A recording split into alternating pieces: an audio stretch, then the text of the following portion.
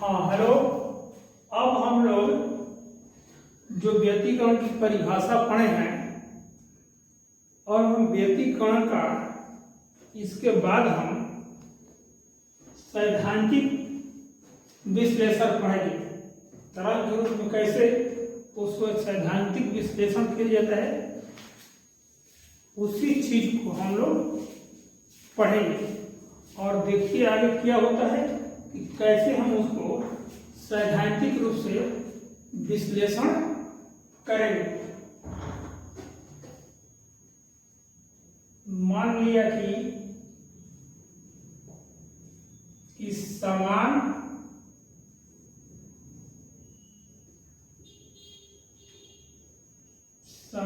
आयाम A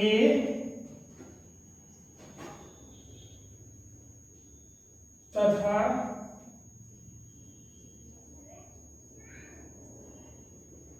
समान कोणीय आवृत्ति ओमेगा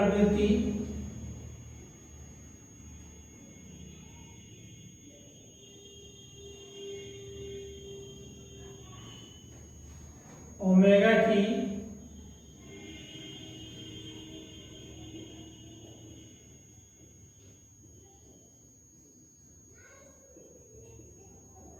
दो प्रकाश तरंगें किसी माध्यम में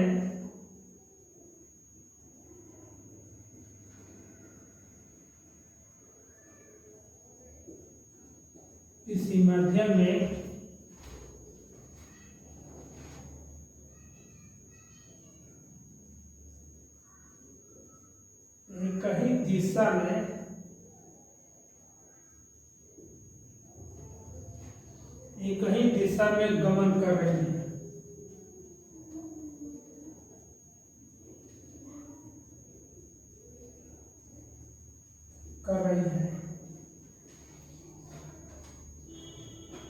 तो उनके विस्थापन के समीकरण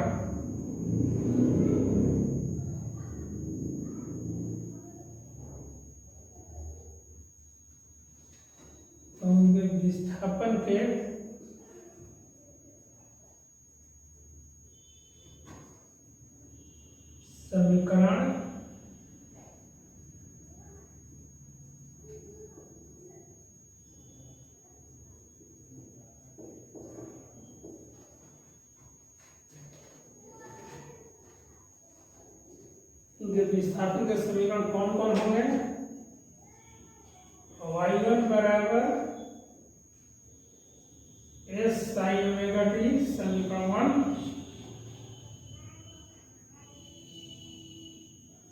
तथा y2 बराबर s sin omega t plus कितना हो जाएगा 5। ये समीकरण कितना हो जाएगा 2 होगा। देखो तरंग का समीकरण जनरल कैसे लिया जाता है? y बराबर s sin ओमेगा t, जहां एक क्या होता है आयाम, ओमेगा होता है कोणीय आवृत्ति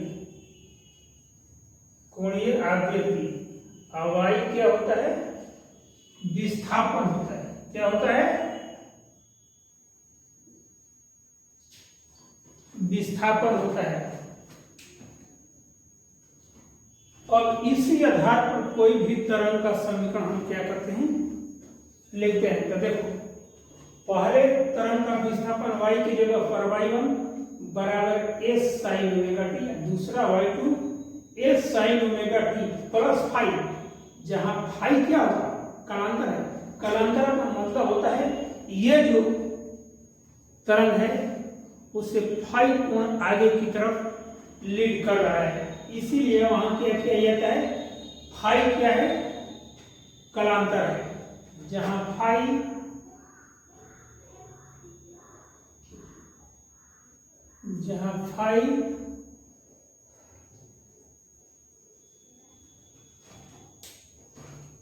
कलांतर है।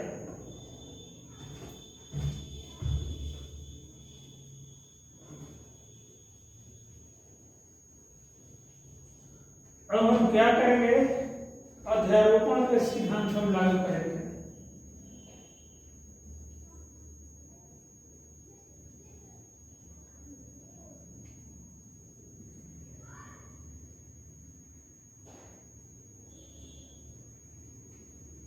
अध्यारोपण के सिद्धांत से कितना आ जाएगा, y बराबर y1 प्लस y2, दोनों को जोड़ दीजिए, s sin omega t plus s sin omega t plus कितना हो जाएगा, 5 हो जाएगा। और यहाँ पर कितना हो जाएगा, एक कॉमन हो जाएगा, sin ओमेगा t प्लस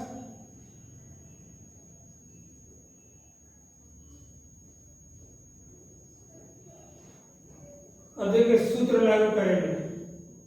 इसमें कौन सूत्र लागू करेंगे, sine C plus sine D का अनुमान लागू करेंगे। Sine C plus sine D का सूत्र होता है 2 साइन सी प्लस डी बटा में 2 इंटू कॉस कितना होता है, cos C minus D by 2 हो जाएगा। अब हम इस आधार पर इसका हम काम करेंगे। देखिए अब इसको तो यहां पर देखिए y की जगह पर तो y हो जाएगा, a हो जाएगा। अब देखिए यहां से लाइए, इतना तो क्लियर हो जाए, ये 2 की जगह पर 2 हो जाएगा, साइन की जगह पर कितना आ जाएगा, साइन के जगह पर साइन, और सी के जगह पर कितना आ जाएगा, ओमेगा टी, डी के जगह पर कितना आ जाएगा, ओमेगा टी प्लस 5, ये कितना हो गया, ओमेगा टी प्लस 5। अब बटा में कितना हो जाएगा, 2 हो जाएगा। ये इतना पूरा कर लिए, 2 sine C plus D by 2, यहाँ से 2 sine C plus D by 2, C के जगह पर ओमेगा टी और डी के जगह पर कितना होगा, ओमेगा टी बाई। अब देखिए कॉस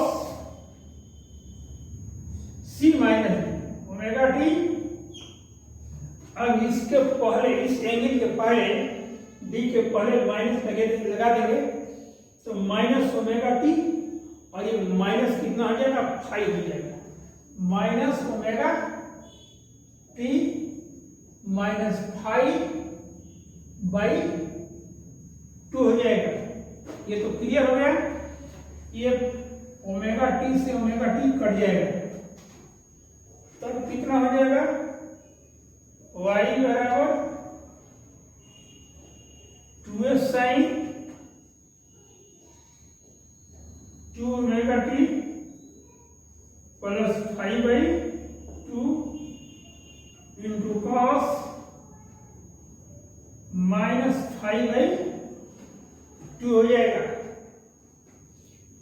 और देखिए यहां पर चूंकि कॉस माइनस थीटा बराबर कितना होता है, कॉस थीटा, यहां पर इस सूत्र को हम लागू करेंगे। अब कितना हो जाएगा, y बराबर हो जाएगा 2a साइन, इसको अलग अलग बेटा बांट दीजिए, ये 2 से इसमें भी भाग दीजिए और इसमें भी भाग दीजिए, 2 omega T by 2 plus 5 by 2 into कितना हो जाएगा, cos 5 बाई 2। अब देखिए ये 2 तो कट गया। अब यहां पर थोड़ा आपको देखना है, y बराबर s साइन ओमेगा टी, ये आया माने साइन के पहले तरंग के समीकरण में साइन के पहले जो भी टर्म होता है वो आयाम होता है। क्या होता है, आयाम होता है। तो इसको हम कैसे लिखेंगे, y बराबर 2a तो हो जाएगा, इस साइन को डिस्टर्ब नहीं करेंगे, यहां से इसको उठाएंगे, cos 5/2 हो जाएगा, cos 5/2 है, cos 5/2 यहाँ ले लेंगे, साइन की जगह पर कितना आ जाएगा साइन, अब क्या बचेगा ओमेगा टी प्लस 5/2। अब यहाँ पर परिणामी तरंग का यहाँ से देखो, ये साइन के पहले वाला जितना है इसको क्या मानते हैं, आयाम मानते हैं। क्या मानते हैं, इसके जगह पर हम अपने से मानकर कोई चीज सेलेक्ट करते हैं। देखिए y बराबर a sine omega t plus 5/2, ये समीकरण कितना हो गया, ये समीकरण कितना हो गया 3 हो गया।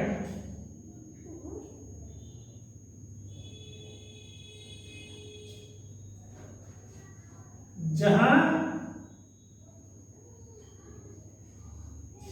a बराबर कितना लिया गया है, a बराबर 2a cos 5/2, ये समीकरण कितना हो गया 4 हो गया।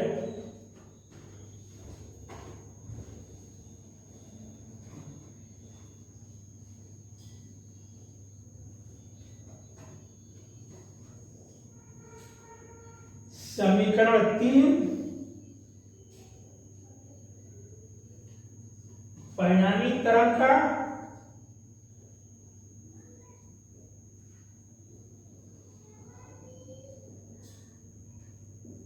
समीकरण 3 परिणामी तरंग का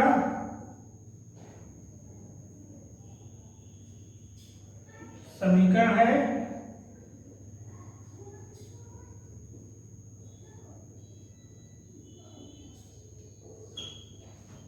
जिसका आयाम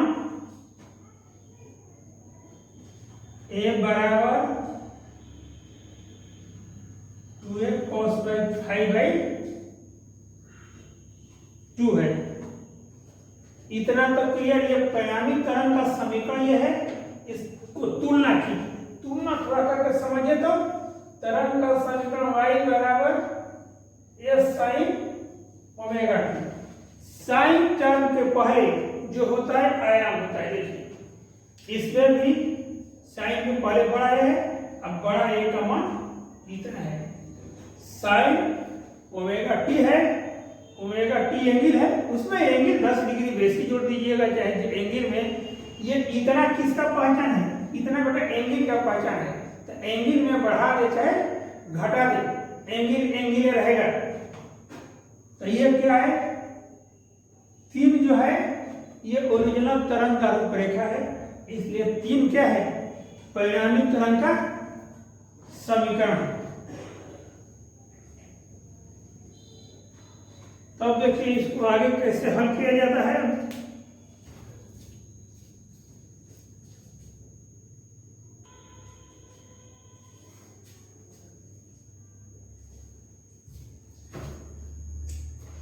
अब हम आगे को बढ़ेंगे, चूंकि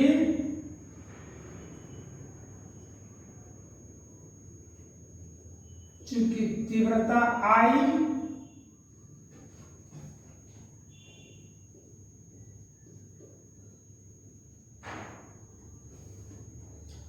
आयाम A के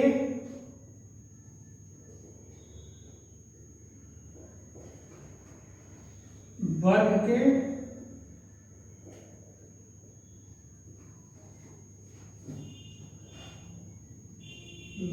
के बराबर होता है, इसलिए I बराबर कितना हो जाएगा a स्क्वायर। अब a स्क्वायर के बेटा मान रखेंगे, इसलिए I बराबर 2a cos 5/2 का स्क्वायर हो जाएगा, क्योंकि ये बराबर तो जानकारी है 2a cos 5/2 होता है, उसको हम मान रखेंगे। तो ये कितना हो जाएगा I बराबर 4a square cos square 5/2 2 4a² cos a² 5/2। इसको थोड़ा सा इस तरह लिखिए, I बराबर सूत्र पर लाने के लिए 2a 2 cos a² 5/2। और सूत्र देखिए, एक आप को इशारा करें सूत्र, चूंकि 2 cos a², चूंकि cos a² थीटा बराबर होता है 1 प्लस cos θ/2 होता है। इसलिए 2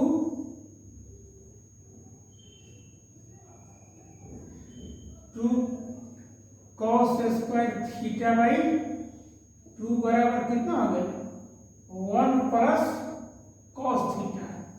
ये देखिए सूत्र हो गया। इसी सूत्र पर हम उसको रखेंगे तो कितना हो जाएगा, I बराबर 2a² 1 प्लस कितना हो जाएगा cos 5 हो जाएगा। कितना हो जाएगा, I की जगह पर I हो गया 2a², I सूत्र की जगह पर कितना हो जाएगा 1 प्लस cos 5 होगा। सूत्र में सारा दिखाई दे रहा है। ये समीकरण कितना हो जाएगा 5 हो जाएगा। अब देखिए, अब हम एक चीज के बारे में हम डिस्कस करेंगे। इतना तो हो गया। अब हम पहले रचनात्मक व्यक्तीकरण का हम डिस्कस करेंगे, इसके बाद हम विनाशी व्यक्तीकरण का हम डिस्कस करेंगे। तो रचनात्मक व्यक्तीकरण में क्या होता है, जब तीव्रता का मान महत्तम होता है तो रचनात्मक व्यक्तीकरण उत्पन्न होता है। जब तीव्रता का मान न्यूनतम होता है तो विनाशी व्यक्तीकरण की उत्पत्ति होती है। तो क्या यहाँ देखिए, पहले हम रचनात्मक पर काम कर रहे हैं। किस पर काम कर रहे हैं, रचनात्मक पर काम कर रहे हैं। रचनात्मक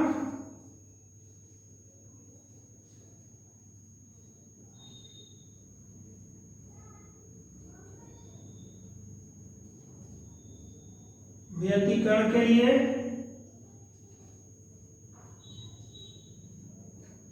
तीव्रता का मान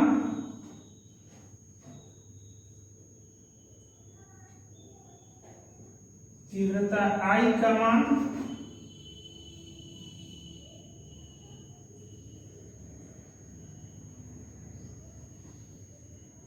महत्तम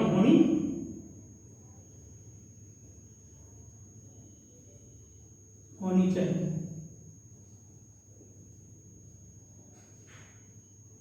अतः महत्तम तीव्रता के लिए। अब देखो, यहां पर I बराबर इतना है। किसी भी फंक्शन में जान लो, एक तुम लोग को हम बात, किसी भी फंक्शन में जब sine theta, cos theta, tan theta इत्यादि रहता है, इसका दो मान होता है, एक महत्तम मान और एक न्यूनतम मान। इस सूत्र में देख रहे हो, कॉस है तो कॉस का भी दो मान है, एक महत्तम मान न्यूनतम। अगर साइन रहता तो साइन का भी महत्तम और न्यूनतम। अगर tan रहता तो tan का भी महत्तम और न्यूनतम मान होता है।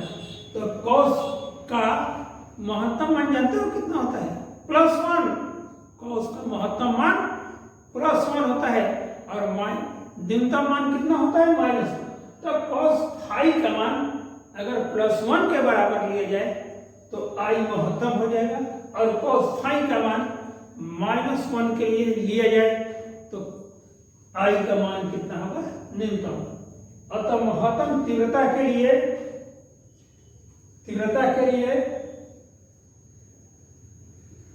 cos फाई बराबर कितना हो जाता है, +1 होना चाहिए। 1 में चलिए, cos 1 कब पाया जाता है, cos 1 कब होता है बाबू, cos 0 डिग्री बराबर कितना होता है, cos 0 बराबर 1 होता है। क्या होता है? +1। 2 पाई बराबर 1 होता है। 4 पाई बराबर 1 होता है। और डॉट कितना हो जाएगा? 2n पाई, जहां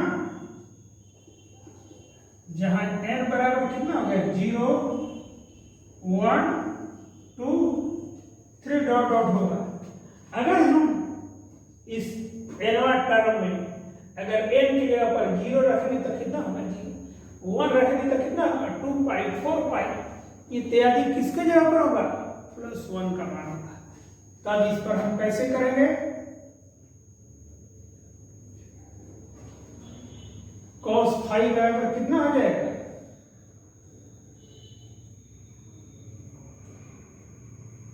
cos 2n पाई n टर्म में आ जाता है, जहां n बराबर कितना होगा? 0 1 2 3 होता है। इसलिए 5 बराबर कितना हो गया? 2n पाई। यह समीकरण कितना हो गया? 6 हो गए। अब कहने का मतलब रचनात्मक व्यतिकरण के लिए कलांतर फाई क्या कहा जाता है? कलांतर। रचनात्मक व्यतिकरण के लिए कलांतर फाई का मान पाई का समगुणज होना चाहिए। जब किसी चीज में 2n से गुणा होता है तो समगुणज होता है, और 2n + 1 से गुणा किया जाता है तो क्या हो जाता है? विषमगुणज। ये किसका रूप है? समगुणज का। अतः रचनात्मक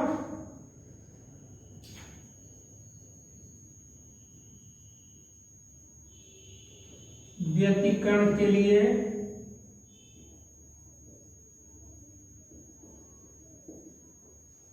कलांतर फाई का मान पाई का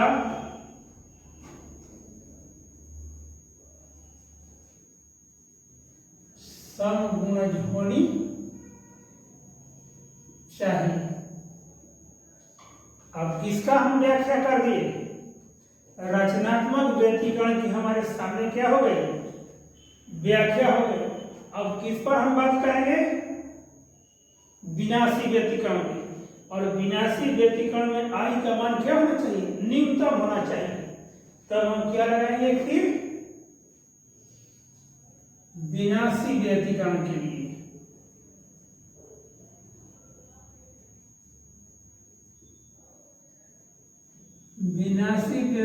के लिए तीव्रता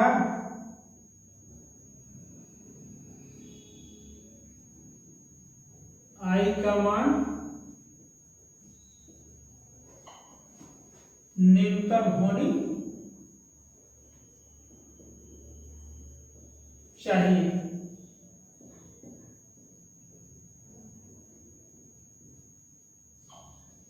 अतः न्यूनतम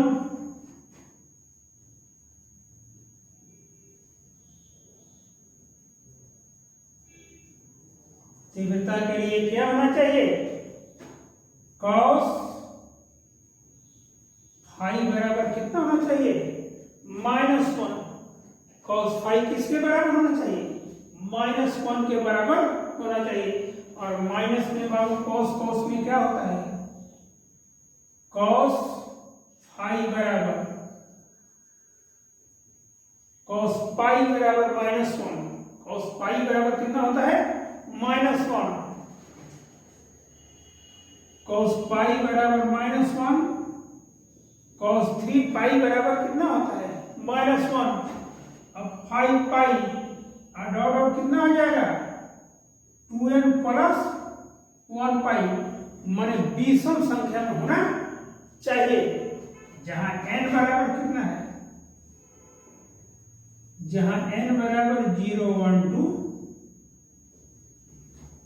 जहां n बराबर 0 1 2 3 होगा। अब देखिए इतना तो क्लियरेंस हो गया। तो फाइनल कितना होगा? cos फाई बराबर cos 2n + 1 पाई होगा, पाई को हटा दो, कॉस कॉस को खत्म करो, अब फाई बराबर कितना होगा 2n + 1 पाई। यहां तक क्या था, ये सम संख्या है और ये क्या है विषम संख्या है, ये समीकरण कितना हो जाएगा 7 हो जाएगा। कितना हो जाएगा 7। तब कहने का मतलब विनाशी व्यतिकरण के लिए विषम गुणज होना चाहिए और उसके लिए क्या होना चाहिए सम गुणज होना चाहिए। आता है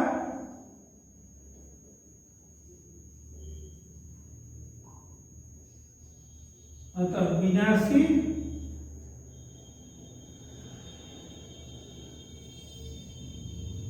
व्यतिकरण के लिए कालांतर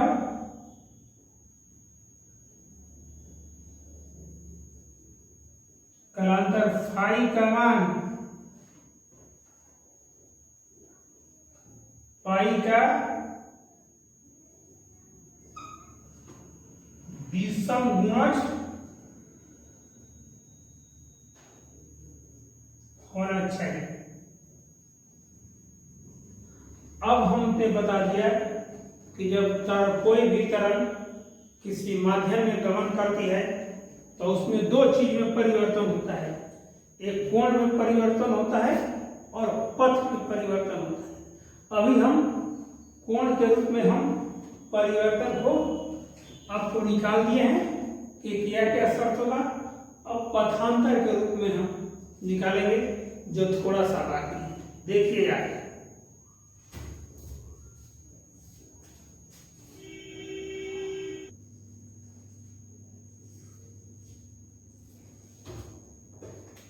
अब देखिए बाबू, अब इन्हीं शर्तों को हम पथांतर के रूप में कैसे प्रोड्यूस करते हैं।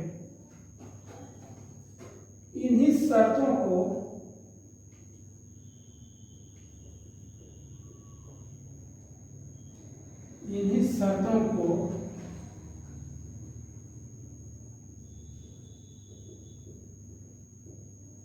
हम पथांतर के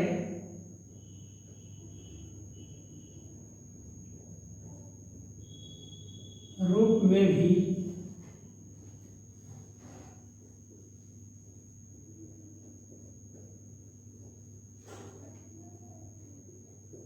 प्रदर्शित करते हैं। मान लिया कि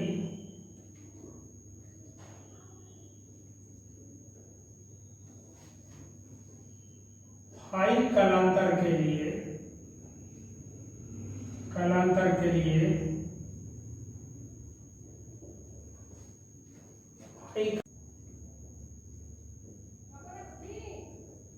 पथांतर डेल्टा पी है। इसलिए सूत्र हम क्या हुआ, चूंकि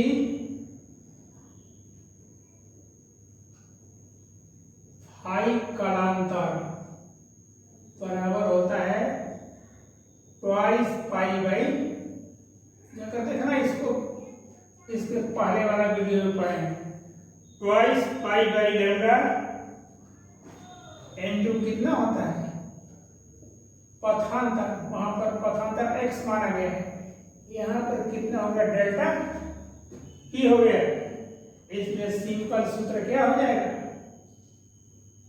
फाई बराबर twice pi by lambda n2 delta p। इसको सिंपल कितना समीकरण मान लेंगे, समीकरण 8 मान लेंगे। अब हमको किस पर चलना है, पहले रचनात्मक व्यतिकरण के लिए। तो रचनात्मक व्यतिकरण के लिए बेटा जब होगा तो 6 और 8 में रिलेशन तैयार करेंगे, और विनाशी व्यतिकरण का होगा तो 7 और 8 में हम रिलेशन तैयार करेंगे। तो पहले हम किस पर बात करेंगे, रचनात्मक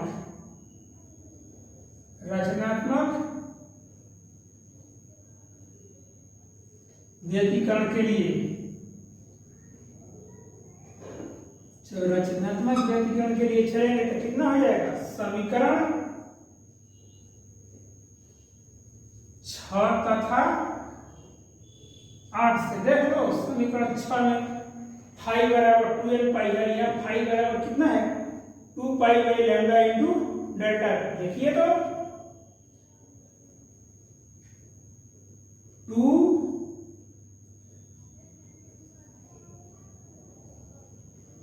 पाई एन चाहे 2n पाई लिखो कोई बात नहीं है, 2n पाई ही लिखो, 2n पाई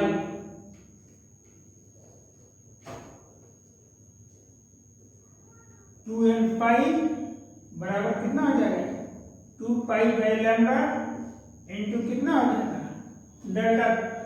ये देखो 2 से 2 कट गया, पाई से पाई कट गया।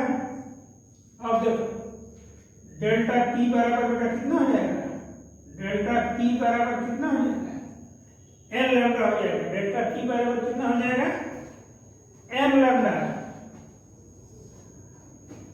अब थोड़ा इसमें 2 से गुणा कर दीजिए और 2 से भाग कर दीजिएगा ताकि सम संख्या मिल जाए। इसलिए डेल्टा पी बराबर कितना हो जाएगा 2n गुणे लैम्डा बाई 2 हो जाएगा।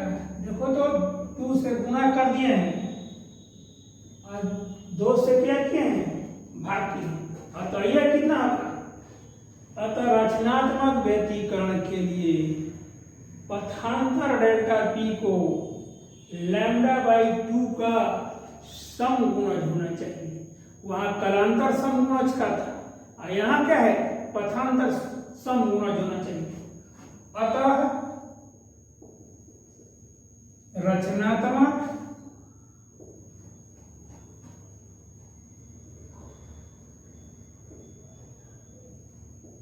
व्यतिकरण के लिए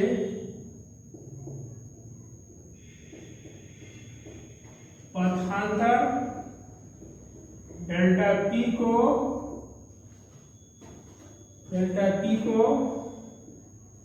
लैम्डा बाई 2 का समगुणज होना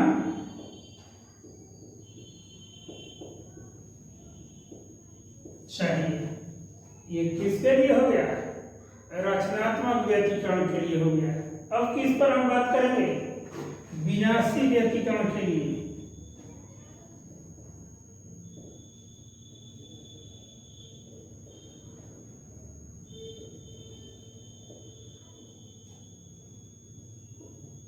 विनाशी व्यतिकरण के लिए अब किससे बनाएंगे, समीकरण 6 समीकरण 7 तथा 8 से। समीकरण 7 तथा 8 से कितना हो जाएगा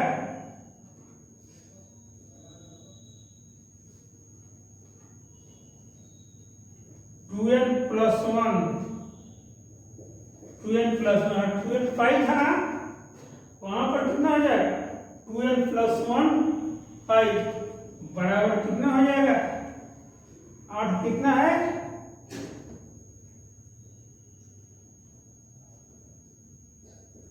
2 पाई बाई लैम्डा इंटू कितना हो जाएगा डेल्टा पी। अब देखो पाई से पाई कर गया, अब इस प्रोसेस से क्या निकालेंगे डेल्टा पी का मान निकालेंगे। डेल्टा पी बराबर कितना हो जाएगा, डेल्टा पी बराबर 2n प्लस 1 तो हो जाएगा 2n प्लस 1। अब बेटा जब लैम्डा से गुणा होगा तो कितना होगा गुणे लैम्डा हो गया, ये 2 कहाँ लग जाएगा भाग, ये उल्टा हो जाएगा और ये समीकरण कितना हो गया 10।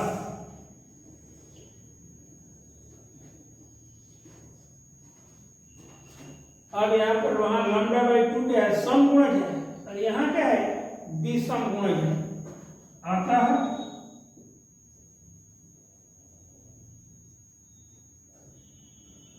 विनाशी व्यतिकरण के लिए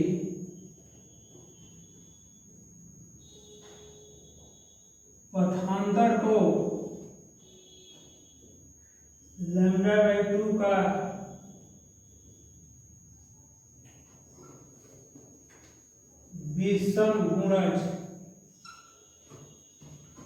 विषम गुणज होना